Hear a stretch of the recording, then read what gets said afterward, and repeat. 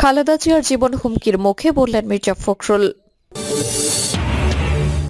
জানাবো ডামি নির্বাচন নিয়েও আওয়ামী লীগের অহংকার।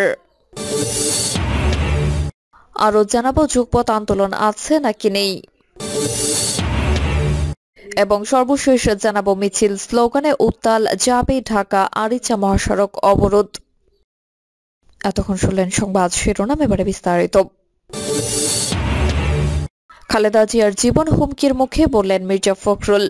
হাসপাতালে চিকিৎসাধীন খালেদা জিয়ার জীবন হুমকির মুখে বলে মন্তব্য করেছেন বিএনপির মহাসচিব মির্জা ফখরুল ইসলাম আলমগীর। মির্জা ফখরুল বলেন, ভোরের দিকে হঠাৎ করে উনি অসুস্থ হয়ে পড়েন। ওনার অনেক অসুখ আছে যা আমরা বারবার জাতির কাছে তুলে ধরেছি, কিন্তু সরকার কোনো কেয়ার করেনি। ওনার জীবন হুমকির মুখে এটা সরকার ইন্টেনশনালি করেছে বলে আমরা মনে করি। তিনি বলেন, এখন এটা জাতীয় দাবিতে পরিণত হয়েছে যে দেশনেত্রীকে নিঃশর্ত মুক্তি দিতে হবে। ওনার ওপর চরম অন্যায় করা হচ্ছে। রাজনৈতিক প্রতিহিংসার কারণে এভাবে আটকে রেখে তাকে মৃত্যুর দিকে ঠেলে দেওয়া হচ্ছে। মির্জা ফখরুল আরো বলেন, আপনারা দেখেছেন যে কয়েকদিন আগেও তাকে হাসপাতালে যেতে হয়েছে। ক্রমাগত অত্যন্ত জটিল অসুখগুলো তাকে আক্রমণ করেছে। সেক্ষেত্রে আমরা বারবার বলেছি যে তার চিকিৎসাটা দরকার বিদেশে মাল্টিডিসিপ্লিনারি চিকিৎসা কেন্দ্রে, কিন্তু দুর্ভাগ্যজনক হলো তার প্রতিহিংসার কারণে বেগম খালেদা জিয়াকে মুক্তি দিচ্ছে না। বিএনপির মহাসচিব বলেন, ম্যাডামকে 24 ঘন্টা মনিটর করেছেন চিকিৎসকরা। মির্জা ফখরুল বলেন, দেশনেত্রীর নিঃশর্ত মুক্তির দাবিতে আন্দোলন করছি, ভবিষ্যতে আরো আন্দোলন হবে। আমরা চেষ্টা করব এই আন্দোলনকে এগিয়ে নেওয়ার।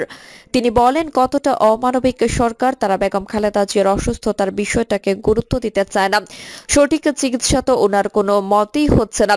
তার বাইরের থেকে চিকিৎসা দিতে এসেছিলেন তারা পর্যন্ত বলেছেন she needs surgery outside the country, যেখানে মাল্টিডিসিপ্লিনারি ট্রিটমেন্ট হয়। এখন দুর্ভাগ্যজনকভাবে আমি চিকিৎসক নই যে বলতেও পারবো না, তবে যেটা বুঝি তাকে অতি দ্রুত মুক্তি দিলে আমরা স্বাস্থ্যের ব্যাপারটা দেখতে পারি, যাতে তিনি সেখানে যেতে পারেন, চিকিৎসা নিতে পারেন। এক প্রশ্নের জবাবে মির্জা ফখরুল বলেন, আমরা শান্তিপূর্ণ গণতান্ত্রিক আন্দোলনে বিশ্বাস করি। আমরা কখনো অগণতান্ত্রিক পথে কোনো কিছু করতে চাই না, কিন্তু সরকারের দায়িত্ব হচ্ছে যে এটাতে সাড়া দিয়ে তার মুক্তির ব্যবস্থা করা জরুরি।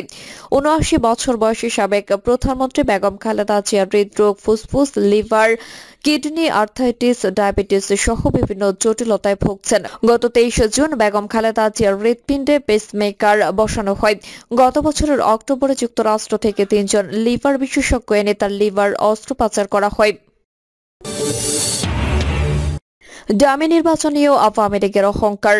আওয়ামী লীগ ফের সরকার গঠন করেছে, মানুষের মধ্যে নির্বাচন নিয়ে কোনো আলোচনা নেই। সরকারের ব্যাপারে মানুষের আগ্রহ কম, কিন্তু ডামি নির্বাচন নিয়ে এক ধরনের মুখে বা সুখে মহাচ্ছন্ন সরকার।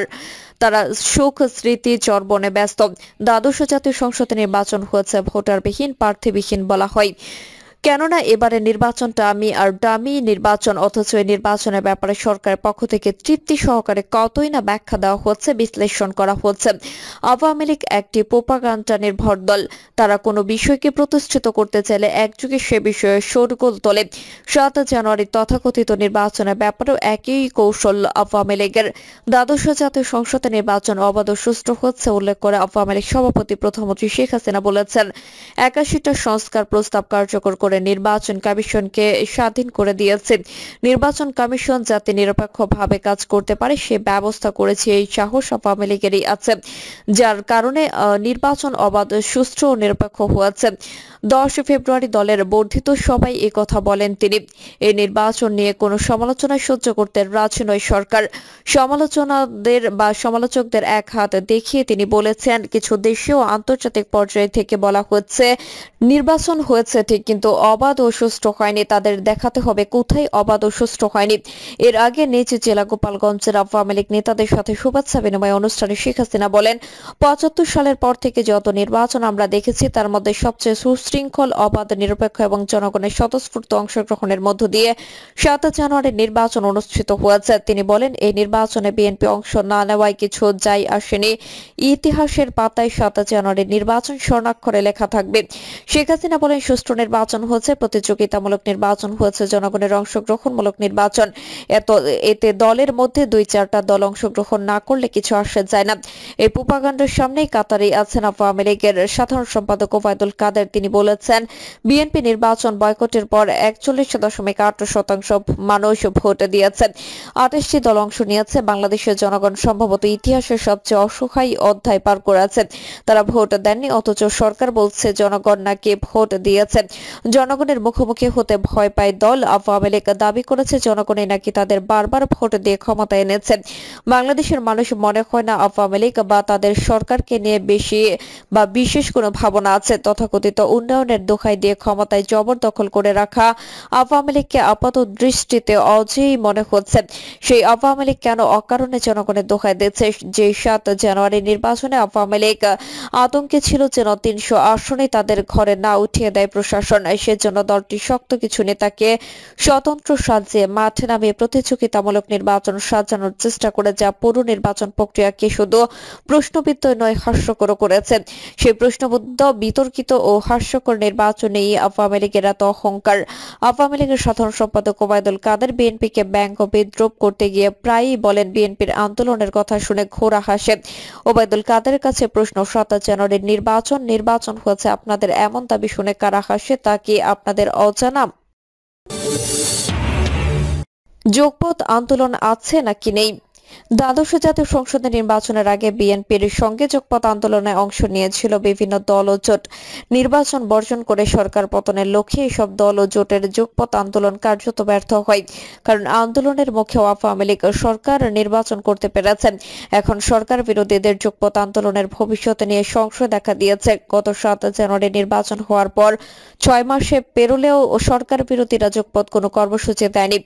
দ্রুত সময়ের মধ্যে যোগপথ আন্দোলনের কর্মসূচি কোনো সম্ভাবনাও দেখা যাচ্ছে না। এমন পরিস্থিতিতে যোগপথ আন্দোলনে শরিক জোট গণতন্ত্র মঞ্চের অন্যতম নেতা মাহমুদুর রহমান মান্না বলেন, এখন যোগপথ আন্দোলন নেই। তার মানে বা তার এমন বক্তব্যের পরে যোগপথ আন্দোলনের ভবিষ্যৎ কি হবে সেই প্রশ্ন আবার সামনে এসেছে। মাহমুদুর রহমান গতকাল শনিবার জাতীয় প্রেস ক্লাবে আয়োজিত এক অনুষ্ঠানে বলেন, জাতি দাবি করেছে সর্বব্যাপী ঐক্য, কিন্তু অনেকেই ধীরে ধীরে আলাদা হয়ে যাচ্ছে। আগে একটা যোগপথ ছিল। অনেকে জিজ্ঞেস করেন যোগপথ আন্দোলনের খবর কি? কোনো খবর নাই, এখনো যোগপথ নাই। আবার যোগপথ আন্দোলনের বিষয়ে নাগরিক ঐক্যের আহ্বায়ক মাহমুদুর রহমান বলেন, 7 জানুয়ারির পর মানুষের মধ্যে ধারণা তৈরি হচ্ছে, বিরোধীরা পারেনি। আমরা চেয়েছিলাম সরকারের পতন, অন্তর্বর্তীকালীন সরকার এবং তার অধীনে নিরপেক্ষ নির্বাচন। এগুলোর কিছুই হয়নি, তাই মানুষ এভাবে ভাবতেই পারে। আবার যোগপথ আন্দোলন হতে পারে, এই দুঃশাসন কেউ এককভাবে সরাতে পারবে না। 2022 সালের 30 ডিসেম্বর যোগপথ আন্দোলনের প্রথম কর্মসূচি পালন করে বিএনপি সহ সরকার বিরোধী বিভিন্ন দল ও জোট। এরপর টানা 1 বছরেরও বেশি সময় নানা ধরনের কর্মসূচি পালন করে তারা। পাশাপাশি আন্দোলনের শরিক বিভিন্ন দল ও জোট নিজেদের সীমিত সামর্থ্য নিয়েই এসব কর্মসূচি পালন করে। বিএনপির নেতৃত্বে যোগপথ আন্দোলনের একাধিক জোট ও দল যোগপথ আন্দোলনে অংশ নেয়। এর মধ্যে 5 দলীয় জোট, গণতন্ত্র মঞ্চ, 12 দলীয় জোট ও জাতীয়তাবাদী সমমনা জোট অন্যতম। এর বাইরে অলি আহমেদের liberal democratic party, AB party, Bangladesh labour party, Gano Forum ও পিপলস পার্টি, গণ অধিকার পরিষদের 2 অংশ রয়েছে। গত 7 জানুয়ারির ভোটের পর কর্মসূচি না থাকায় যোগপথ আন্দোলনে ছন্দপতন হয়েছে। এই বিষয়ে বিএনপি স্থায়ী কমিটির সদস্য আমির খসরু মাহমুদ চৌধুরী বলেন, আন্দোলন কর্মসূচি তো প্রতিদিন থাকে না। গত মে মাসেও শরিকদের সঙ্গে বৈঠক হয়েছে, প্রাথমিক আলোচনা হয়েছে, কর্মসূচি ঠিক করা হবে। গত মে মাসে যোগপথ আন্দোলন শরিকদের সঙ্গে আলাদা করে বৈঠক করেছেন বিএনপি, তবে কর্মসূচির বিষয়ে কোনো সিদ্ধান্ত হয়নি। এখন ভোট বর্জনকারী বিভিন্ন দল ও জোট যার যার মতো করে কর্মসূচি পালন করেছে। যোগপথ আন্দোলনে শরিক দল গণ অধিকার পরিষদের সভাপতি নুরুল হক বলেন, জাতীয় নির্বাচনের পরে 6 মাসে যোগপথ আন্দোলনের কর্মসূচি নেই, তবে দলগুলোর মধ্যে মনস্তান্ত্রিক বোঝাপড়া আছে। ভবিষ্যতের করণীয় বিষয়ে নিজেদের মধ্যে আলোচনা হয়েছে। সবাই একমত, নির্বাচন বর্জনকে ঘিরে যে ঐক্য গড়ে উঠেছে সেটাকে ধরে রাখতে হবে। যোগপথ আন্দোলনে শরিক একাধিক দল ও জোটের দায়িত্বশীল নেতারা জানিয়েছেন, বিএনপির সঙ্গে যোগপথ আন্দোলনে অংশ নেওয়া দল ও জোটগুলোই হতাশা রয়েছে। জাতীয় নির্বাচনের পরে আন্দোলনের ধারাবাহিকতা ধরে রাখতে না পারায় আন্দোলনের প্রধান দল বিএনপির প্রতি কিছুটা ক্ষোভ রয়েছে শরিকদের। নিজেদের পর্যালোচনায় বিগত আন্দোলনের সমন্বয়হীনতা, সিদ্ধান্তহীনতা ও কৌশলগত দুর্বলতার বিষয়গুলো উঠে এসেছে। জাতীয় নির্বাচনের পর শরিকেরা বিএনপিকে নিজেদের মতো করে আন্দোলনের কর্মকাণ্ড পর্যালোচনা করার পরামর্শ দিয়েছেন। শরিকদের মতে আন্দোলনের সমন্বয়হীনতা ছিল, কৌশল নির্ধারণ ও দিক নির্দেশনারও অভাব ছিল। বিশেষ করে 28 অক্টোবর মহাসমাবেশের পর আন্দোলন নিয়ে সুনির্দিষ্ট কোনো সমন্বয় ছিল না। পরবর্তী আন্দোলনে যেতে হলে দুর্বলতার জায়গাগুলো ঠিক করে এগোতে হবে। এখন বিএনপি সহ নির্বাচন বর্জনকারী দলগুলো যার যার মতো করে কর্মসূচি পালন করেছে। বিভিন্ন ইস্যুতে কোনো দল কর্মসূচি দিলে সেখানে যুগপৎ আন্দোলনে শরিক অন্যান্য দল ও জোটের নেতারা উপস্থিত থাকছেন। অর্থাৎ যুগপৎ কর্মসূচি না থাকলেও নিজেদের মধ্যে যোগাযোগ ও একে অন্যের কর্মসূচিতে গিয়ে বক্তব্য দিয়েছে নেতারা। যুগপৎ আন্দোলনের ঐক্যে ধরে রাখতে সবাই আন্তরিক বলে নেতারা জানান। গণতন্ত্র মঞ্চের সমন্বয়ক ও গণসংহতি আন্দোলনের প্রধান সমন্বয়কারী জুনেদ সাকি বলেন, 7 জানুয়ারির পর যুগপৎ আন্দোলনে আরেক পর্বে প্রবেশ করেছে। নতুন প্রেক্ষাপটে কিভাবে আন্দোলন দাঁড় করানো হবে সেটি নিয়ে আলোচনা হচ্ছে। দলগুলোর অভ্যন্তরীণ প্রস্তুতি পর্ব চলছে। আগামী 2-1 মাসের মধ্যেই আন্দোলনের অনেক বিষয় স্পষ্ট হয়ে আসবে। প্রিয় দর্শক, এই ছিল এখনকার সর্বশেষ সংবাদ আপডেট। সব সংবাদ পেতে চ্যানেলটি সাবস্ক্রাইব করে বেল আইকনটি ক্লিক করে রাখুন।